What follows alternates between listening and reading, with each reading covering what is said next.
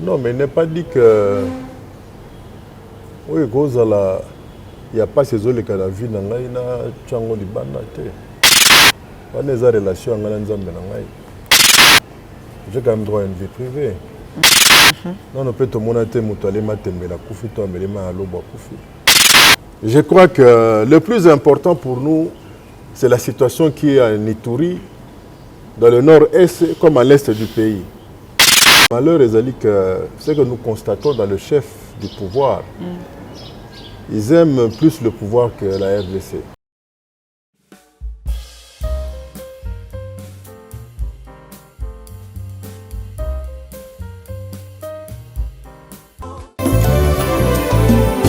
Éternel, je lève à toi mon âme. Mon Dieu, en toi je me confie. Que je ne sois pas couvert de honte. Que mes ennemis ne se réjouissent pas à mon sujet. Alléluia. Zambena Brahma Isakana Yakobo Olongisaki Daniele Nalibula Bakosi.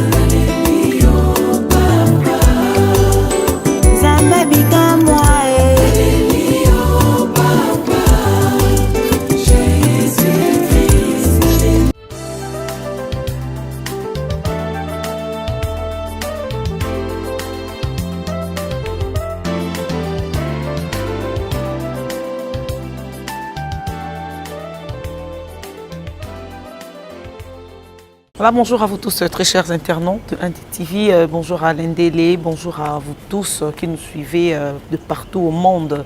Donc, si aujourd'hui nous avons atteint 100 023 abonnés, c'est grâce à vous, à la confiance que vous nous faites. Donc, que Dieu vous bénisse pour ça. Sans plus tarder, je reçois pour vous aujourd'hui M. Claude Machala du PPRD.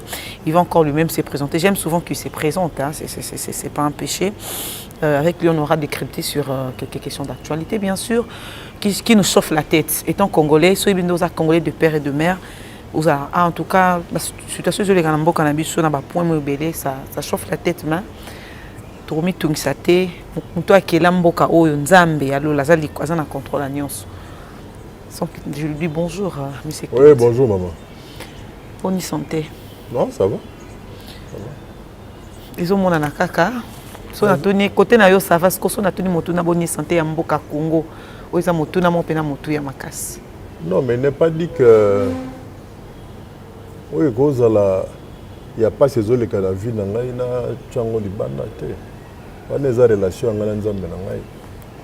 J'ai quand même droit à une vie privée. Non, on peut tout le monde être mutualé matembe la kufi to amele ma aloba kufi. Neti babiso to ko na mbonga ba le 20. Moi na fonctionnaire. Donc, nayebi nini nzala, mais nzala na banka mingi za nzala alobi parce que lelo nakoke na meli mai na pompe na beti moi lisolo ya bale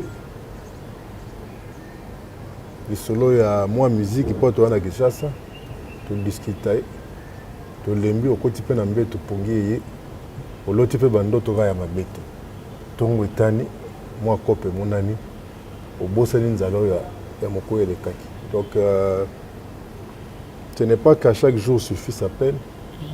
Je pense qu'il faut espérer, il faut se battre. Et la marche qui partit de Ewabor avec M. Laurent Désiré Kabila, le 16 janvier 2001, c'est pas que la marche s'arrêta, ils ont continué. Et qu'un jour, et je crois que ce jour-là, c'est pour bientôt. on finira par se libérer totalement. Ndenge Patrice Emery Lumumba alingaki liberté ngo ezala surtout sur le plan économique. Donc Mboka, je crois que souci aux anango, les associations ngape na zanango, les alipes sociaux yo presque congolais surtout à zanango, sauf peut-être bateau bazaba 21 000 $. Bateau bazaba 21 000 $, bana ba société parce que non seulement bana 21 000 $, bana ba jipa kitoko. Et bango surtout moi matoko le bunga bata makosi to moni moi mité bongi ba mo benga ma pe ba bogare ba bébé quelque part. Donc c'est pour on bana souci mboka te. Bana souci nango te. Mais tu ba biso yo nangai bata ligne 11. Ta likolo de ini déjà na kisasa bo. Mais aux amonta ligne 11 beta. Pour la ligne te. Yo posana oza très stable. Ah, on est ndo zoloba. Obosani ke. To eza humilité kande lo biso. Non, on est na nzoko eza te po ya ka misune. Yena mbolo bali aka matiti.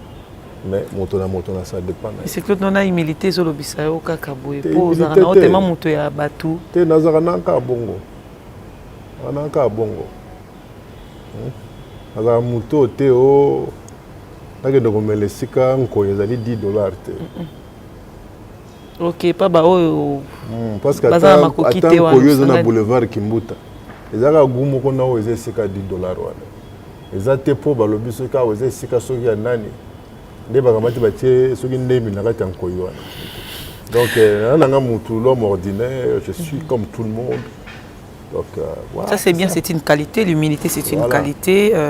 Malgré ndenge batu bakanisaka que de soko tumolinga côté wana.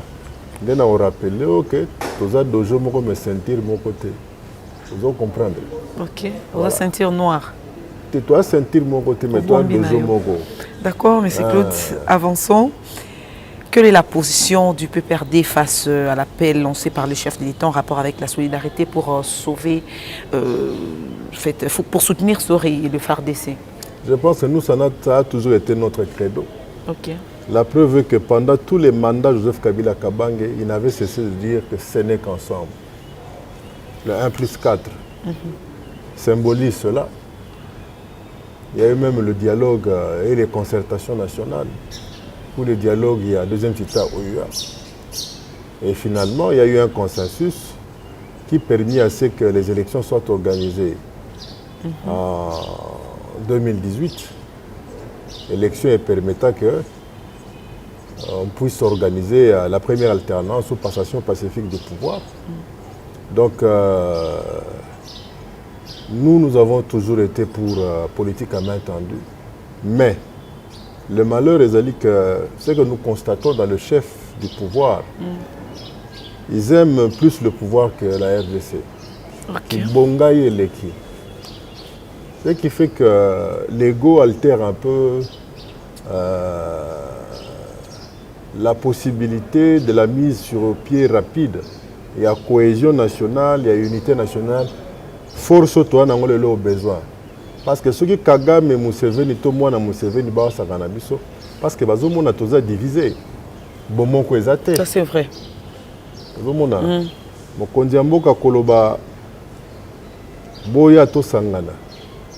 Mais est-ce que le comportement na ye ba signe ya volonté wana ya unité est-ce que zali cohésion nationale, mais il y a des préalables. Il y a des frères, il y a des amis qui aujourd'hui croupissent même en prison, d'autres vivent dans la clandestinité juste pour na opinion na bango. Donc c'est bien. J'ai eu à le dire, à le répéter dans pas mal de mes interviews, que les chefs de l'État avaient intérêt à privilégier d'abord la cohésion et l'unité nationale. Parce que même ce mardi, les deux avions de chasse congolais, oui, je vais y arriver. Faire des récupérer Rutshuru. Faire des avancer, on a évité ce avant qu'on y a donc évité ce que tant mieux. Mais il ne faut pas la victoire et souka lokola exploit moi Nintendo. Parce que la Nintendo, j'ai la guerre ezalaka. Mais ce que charge la tablette ne sili. Guerre peut sili. Or c'est pas le cas sur le terrain. Je pense que Poato Longa. Ce n'est pas seulement que tous en avion, tous en char, tous en mando que Sengeli, mais Sengeli surtout, cohésion nationale. Mokonzi azana bato. Ok. Azaka na ba militant, surtout ba militant na été. Parce que ba militant na yé bazana ba attitude moko, du moins ba militant parti na yé. Ba la attitude moko oeza ko sala que mbela ya mokonzi. Bato nyonso batia yango pena mato emi balete pona ko kango. Parce ba mususu ba loba parce que tu tché poa bato ne ba roduma ba mona soki ba ko banani. C'est pourquoi moi j'ai dit la patrie d'abord, les partis après. Pouvez-vous Et expliquer? il est grand temps que mokonzi mboka a expliqué ba adepte na ye, ba militant na ye wana, ba hooligan ba tifosi oyo. Bazara na parti na ye que tango bomoko ekoki na ko s'adresser vraiment na bato à union sacrée te po union sacrée d'abord to éviter ce que zaka nini eloko to yebi que na kata eloko na babenga ka union sacrée. Union sacrée ça quoi cohésion nationale mais c'est Eh, comme yo peut occuper le ke mokonza mboka ndimite ya ko kangelo maboko ko yamboka ka soyez bienvenue pas couper ça moi ikanisi na yo ozomona ba journaliste bobino ba journaliste le banani hein à quoi ça sert au ngana musulman ba kuto le lipana jambo ozomona o ngana musulman okoluka kufutela ndaku na kapela ndenge ni Vous êtes au coup de vendre na se quelque part na coin, on doit attendre l'icos. Là, le biboy. To lingine te batone baza prêté à kolanda appel na ye à cause du comportement. Ya ba oyo to mesana ko mona sima na ye.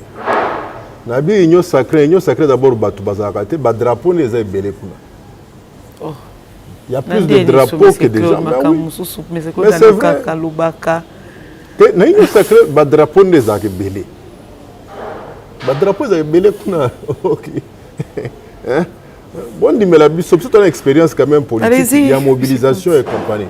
Mais tourner à la bien. Il va aventure nous surtout dans la terre. Ozoka. Je suis pour appel Luana mais il y a des préalables. À la mobilisation. Il y a des préalables parce que moi je suis partisan il y a sacrifice pour la patrie. OK. Surtout Ali Bakitania to bantoma ya Mzee Laurent Désiré Kabila. Ne jamais trahir le Congo. Okay. La guerre sera longue et populaire et nous devons la ramener d'où elle était venue.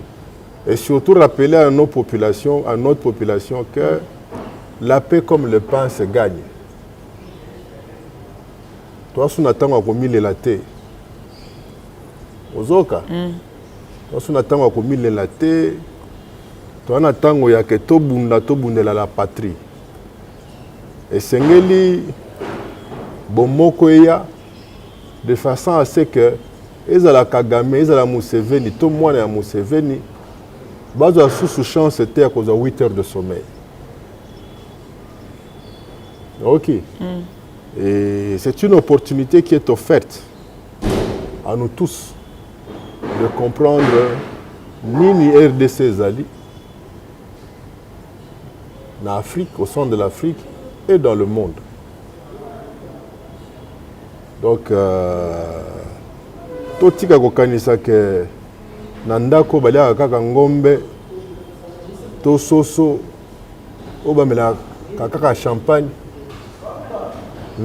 nzela zongo ezaka te eza zongo moke to ya monene zongo ezaka partout omona donc tango ebelemi mokonzi ya mboka esengeli na ye biso tokolanda lokolo mais il y a des préalables il y a lobby cohésion, il y a lobby Tosangana. Mais Moulapo, Barnabé, to Jimmy Kitenge, ni ne pas ça la makala tilelo. Pourquoi collègue Nabino Steve Wembi azomo anate?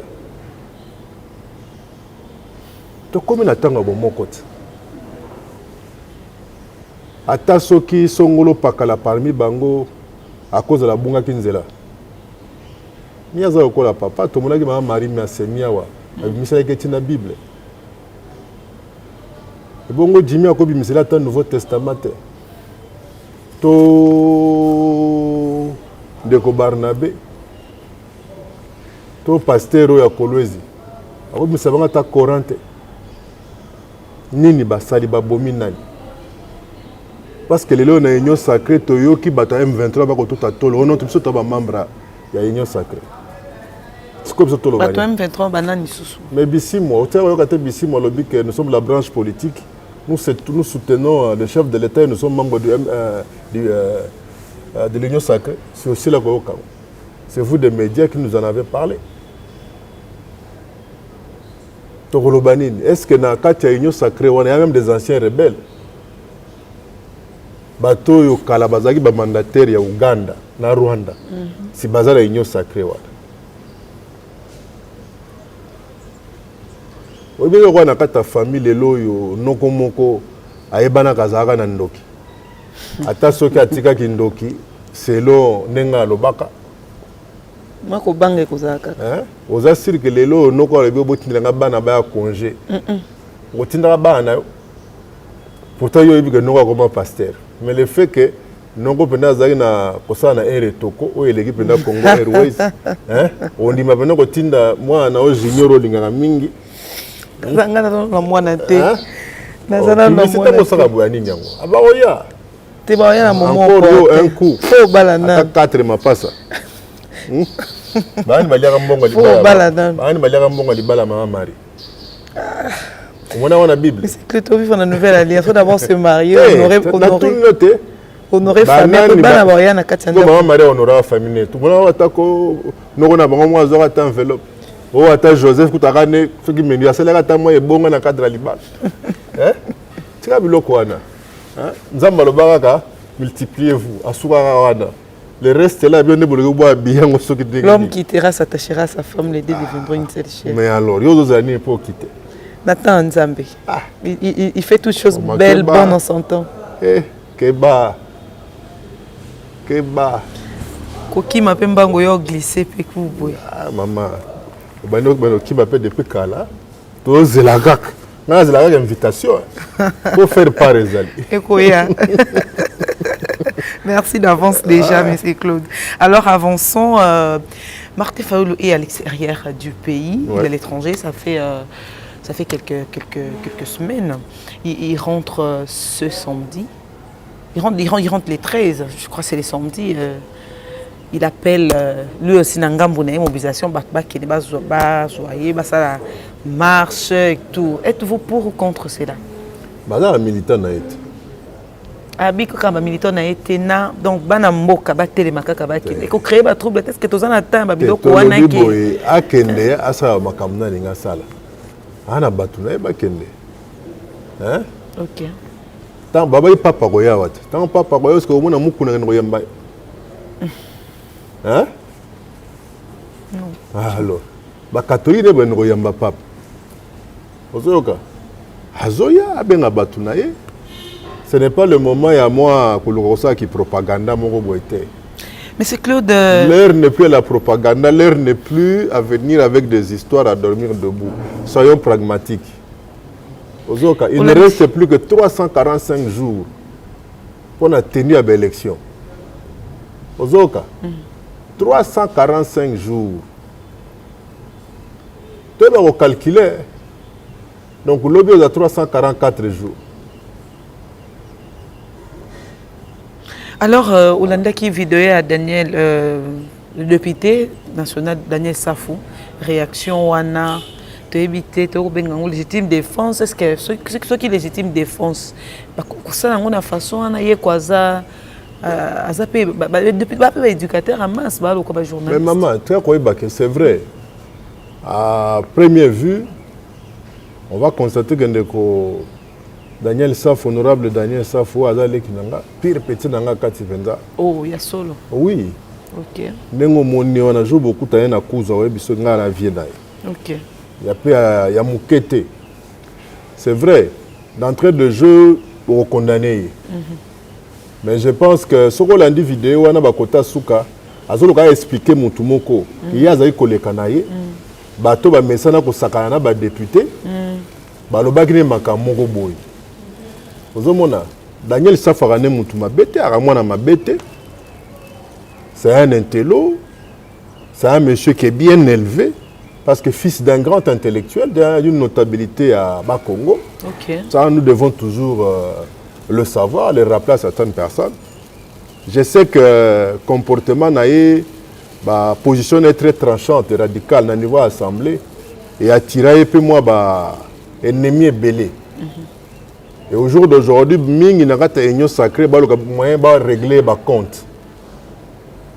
Je crois que va continuer la vidéo, chaque vidéo dans le réseau. Il ne faut pas aller interpeller.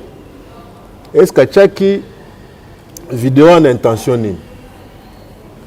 Pourquoi partir au bas finga safu toyo ki angote? Partir au safu azo kende po a expliquer na mutu moko wana ngana za koleka na ngai bobo na boy. Non.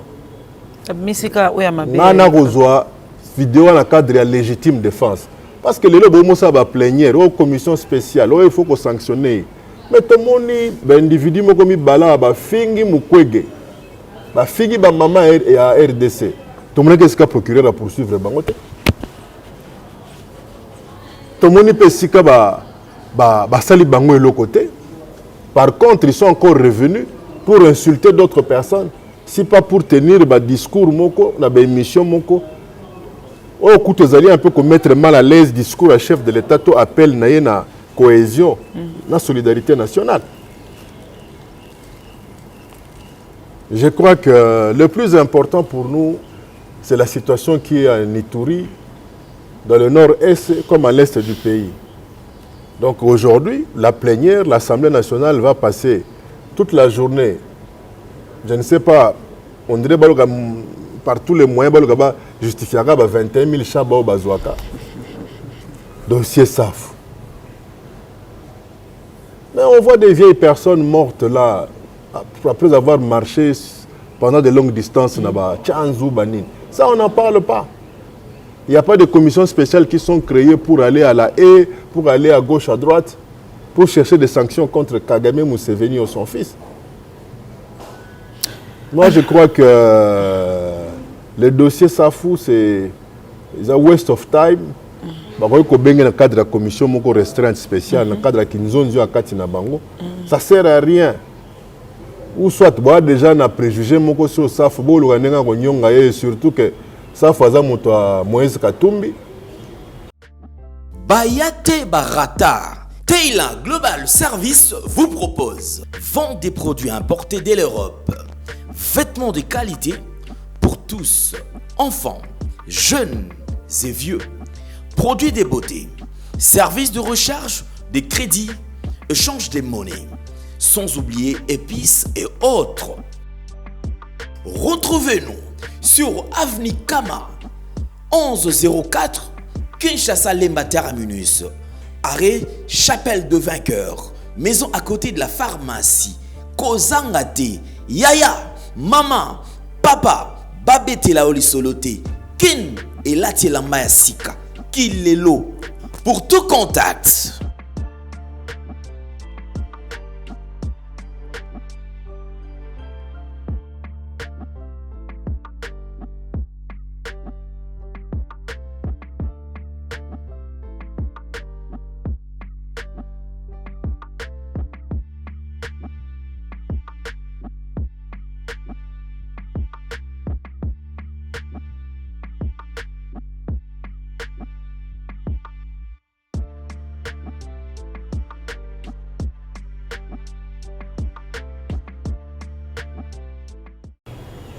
Entre-temps, Azarapé, candidat à la présidentielle autoproclamé, l'Union se tourne à Barando, va trouver que non, occasion en gros vraiment attaquer les côtés les plus pété. Tout récupérer pour tout nyongaï. Là, je ne suis pas d'accord. Chef de l'État, lobby, mettons nos divergences de côté. Divergences, nous mettons ça de côté. Parce qu'on a aussi besoin de ça pour mobiliser Bané Congo. C'est un leader né Congo. Il y a Moukete. Mais le col à l'Assemblée nationale, bato ya Keto baleki. Bato ya Keto. Oui, babangote. Batamiti bata Keto ko. Batondi na Congo, surtout l'Assemblée nationale. Bato ya Keto. Ah, petit wana tozui. Non, il faut sanctionner, sinon on est complaisant. Ah, vous êtes complaisant. Mais le temple de la complaisance, il y a un assemblée nationale. 21 000 $, tout le monde clair. Les lots, il y a 21 chaba. Ceux qui ont non, il y a ceux qui ont 30 000 francs, ceux qui ont 80 000 francs. Il y a un qui au moins n'a pas du peuple. Je crois que arrêtons de vouloir donner de la pondération à ce qui est accessoire en ce moment-ci. Le plus important, mais c'est comme je dis, il y a des préalables. Le préalable, c'est quoi? Mettre de côté non seulement ma divergence, mais mettre de côté aussi nos égos. Qui bongaï. Le pouvoir pour le pouvoir ne paye pas. Nous sommes à 345 jours des élections. Le bureau a 344 jours des élections. Yemoro Mokondiambo Kassila Koloba, en 2016, que ce qui est élection est athée, c'est-à-dire Joseph Kabila P. a zaté. Une question, donc, dans 345 jours, si cette élection est alité, tu peux changer le rôle. Parce que l'Ilobo est bien dans Mokondi Yamboka, et ça a sacrifié sur le Bantu. Et cause a problème là, moi côté finance qui est bloqué. On est talibé sauté. Et le Baba Kino est talibé sauté. Voilà, mais c'est Claude apparemment. Talibé sauté. Ok. C'est dans 345 jours. Notre père de Bozo s'est préparé vraiment ma casse pour une élection. Les candidats Nabino, Bobombi. Maintenant, d'abord, c'est d'abord dans les athées. C'est Ezali, mais c'est Kadima Zali, on a déjà donné Kadima à travailler, c'est déjà. Il continue à confirmer qu'il y aura élection en 2023, mais c'est le président à cellule de base à UDPS. On est à la cellule. Mais c'est Claude, combien de bateaux bazotas là à travers le monde, mais c'est pas tout le monde. Congolais partout dans le monde, bazolanda biso, bayebi Denis Kadima président Seni Azali président ya cellule de base moko ya IDPS. Obi na IDPS ozatina on a la force du progrès, cellule de base. N'est-ce pas? Oka muso za ko CPI. Ezaka na IDPS. Ndenge pe bako chape kombo balinga ba seba che Seni. Ba juste ko cellule de base wana ba kamati Kadima ba che à la tête ya cellule de base wana. Ndelo ba sala. Ozomona. Pour biso tozela consensus. Oh, le Mokondiambo a lui mettons nos divergences de côté. Mais alors, à l'occasion, c'est parmi les préalables. Non seulement la libération des prisonniers d'opinion politique, mais aussi trouver par tous les voies et moyens consensus soit dont on a besoin pour que Bissoban se garantir na l'élection Ezakoya Thomas Ponami Ezakoya que Yebelardo donc moi sur le cabinet esprit Ezaté. Donc, quelle est la relation actuelle entre le président de la République honorée, Joseph Kabila Kabange, et puis l'actuel président, Félix Antoine Tshisekedi Tshilombo? En tout cas, il y a une vie privée à leader. Tout ce qui a une relation avec les regroupements, des relations politiques, ainsi de suite. Même certaines relations aussi un peu assez poussées. Okay. Mais vie privée, il y a une respect. Donc, il y a un téléphone, il y a bien. D'accord. Vous comprenez? Félix Antoine Tshilombo Tshisekedi, nous sommes de Bantou, la personne du chef est sacrée. Donc vie privée à Mokondiamboka, bakanga miso. Mokola koloba na munoko na ye, ndenge toka ota koloba ke azali sosute na ba relation, aso na ba contact les so mingi te comme ndenge azara na kala na Mokondiamboka ya kala. Ce n'est que normal. Il y a Zaye Mokonzi, ou azali on est bon, donc il ne peut qu'être trop pris. Donc mais le fait que lobby c'est que bazaka sous na contact était il y a lobby bazaka sous na contact mingi était donc c'est déjà quelque chose D'accord, très bien, je crois que c'est compris. Alors apparemment, le PPRD vit dans une division masquée, mais c'est que machallah. Entre les Conchadari et Ngalassi, comment expliquer? Ngalassi Azanai. Alors dites-nous, expliquez-nous, vous êtes dans les camps, dans quel camp? Au PPRD, il n'y a pas de camp. Ce que nous avons dit, solo, quand Songolo Pakala, quand Ezakate. Au PPRD, où tu es sous le joug, sous la dictature, il y a un statut, il y a un règlement d'ordre intérieur. Nenga Boye, président national, les Joseph Kabila Kabange, l'initiateur et fondateur du PPRD. La personne qui gère le parti au quotidien s'appelle Emmanuel Ramazani Chadari. Entre le président national et Chadari, il y a le bureau politique. Il y a un membre du bureau politique, en même temps cofondateur à parti. Donc, c'est vrai. Et si vous avez divergence, c'est que vous avez moi, que soit nekozala, nekozala. Mais quand ils ont parce que pas nabiso, ce que vous créé quand ça c'est la norme. Mais ce que vous avez ce qui nini, ça bogi sengele parce que la PPRD to força que te pour kota.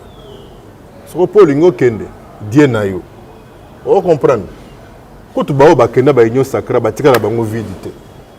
On comprendre. Hein? Et le gola l'église de Salama et Belette. Mais surtout tous les gars m'ont eu raison. Surtout tous les gars ils ont côté.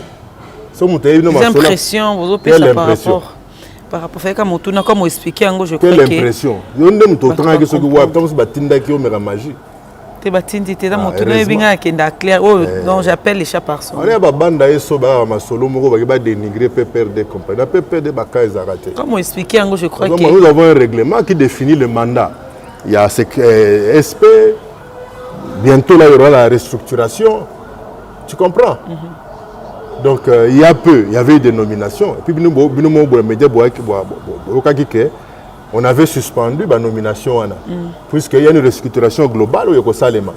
Donc nous fonctionnons selon les normes. Exactement, tout le monde a l'amour na tongo so ato baye so ki matiti nini. Hein? Donc on appelle bazamba Kinshasa ou bazamba Congo matiti mungo bima. On a nous l'État a évité que les Guinéens diamba na makasi. Ah bon? Hein? Mais oui. Pour battre musu misu makasi ba na mikolo na Kin na Congo. En tout cas, il faut avoir matiti wana. C'est que ce que est bien ondéni. Hein? Il est bien ondéni. C'est un toko kola, toi mon aba vieux, to banani ba maso ba ba noir par exemple. Ah, OK, OK. Toi mon tina niveau ni qui clair bazagi nango. Mais niveau qui clair ya lelo yo. Tu fais comme matiti moka sikebini. Hein? Pour mututu na Congo, mututu na Kin akoma danger. Au point que batu mingi ba komi dangereux. Ozomona trop de grands prêtres, okoma esika moko boye. Voilà 500 grands prêtres, mais l'église qui a mis mal. Est-ce que vous avez 500 dégâts? C'est compliqué vraiment, tout comme presque Nasuka, l'essentiel a été dit. Mais jour J, 345. Ozoka. Explication de la to, mongo te, bomoni côté kuna te. Wana, les talibis sauté. Tous la kaka 17. Va faire sa calendrier pour plus lobby. Voici que vous ça non.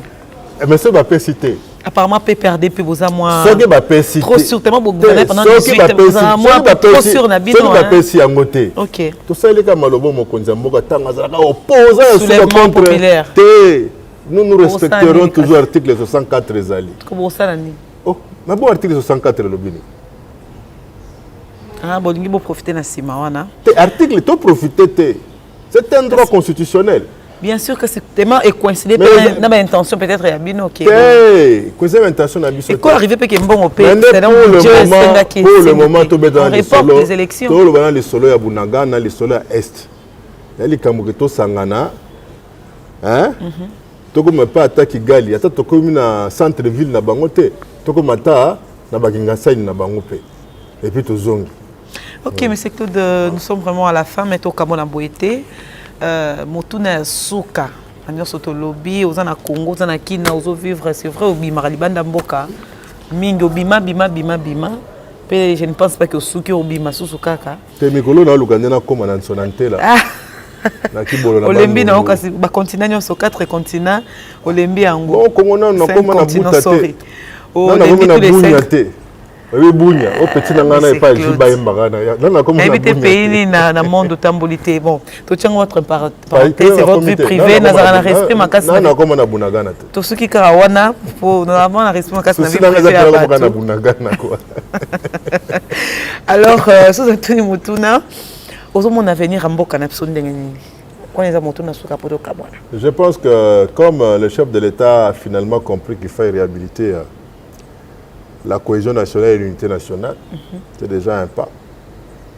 Et si à la même occasion, à respecter le préalable, il y a une conscience à Ebi, c'est-à-dire assurer le droit démocratique et autonome surtout, pour permettre que Bandeko Oyo, bataki bango na ndako molili to na maloko juste à cause de leurs opinions baluka ba recouvrer liberté na bango ba recouvrer pe ba santé na bango et que tribalisme dose kita pe kozaka moi passer pour esila et comment dirais-je moibi to buna nango pendelu ke est diminué parce que moibi banda depuis Barabas Taka bangwali ma barenya wati babuda banani tout ça bato muso tokele tire ba millions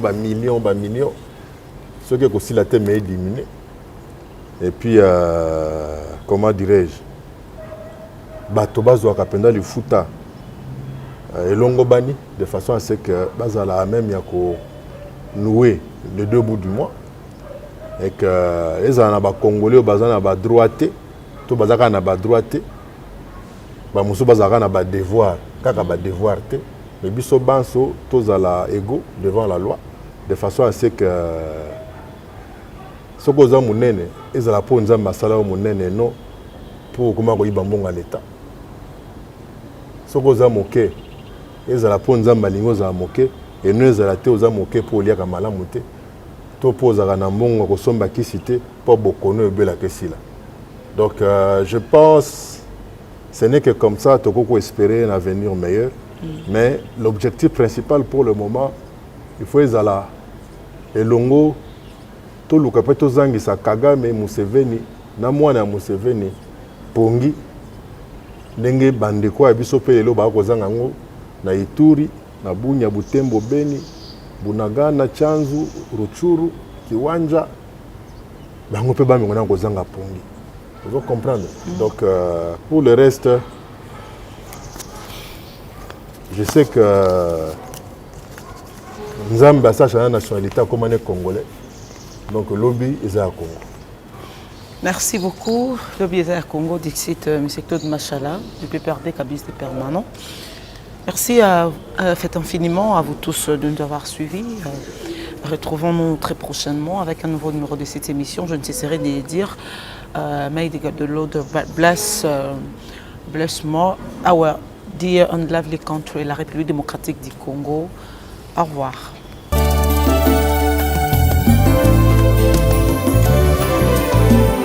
Éternel, je lève à toi mon âme. Mon Dieu, en toi je me confie. Que je ne sois pas couvert de honte. Que mes ennemis ne se réjouissent pas à mon sujet. Alléluia.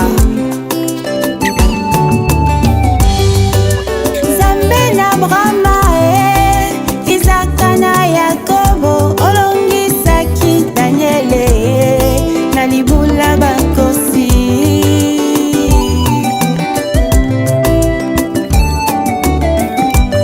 Baye baluka yo na solo, baluka yo na komikitisa, omimonisa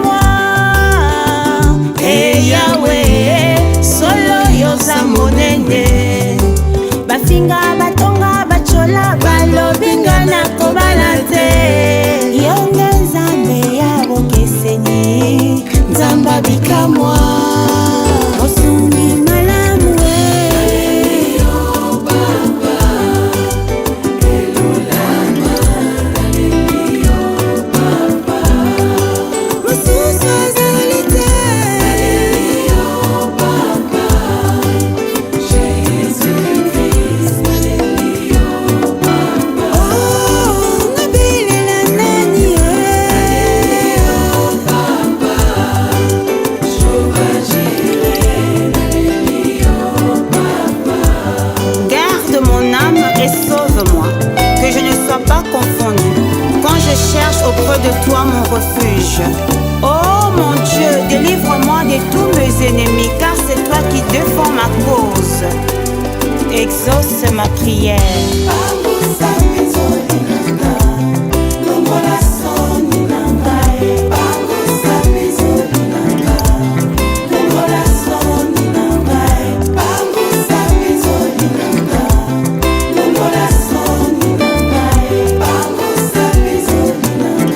L'amertume dans l'âme, Anne invoqua l'Éternel, et l'Éternel redonna le sourire à son visage, consola son cœur. Natie elikya na ngai epa na yo, mpo nayebi ete obongwanaka te.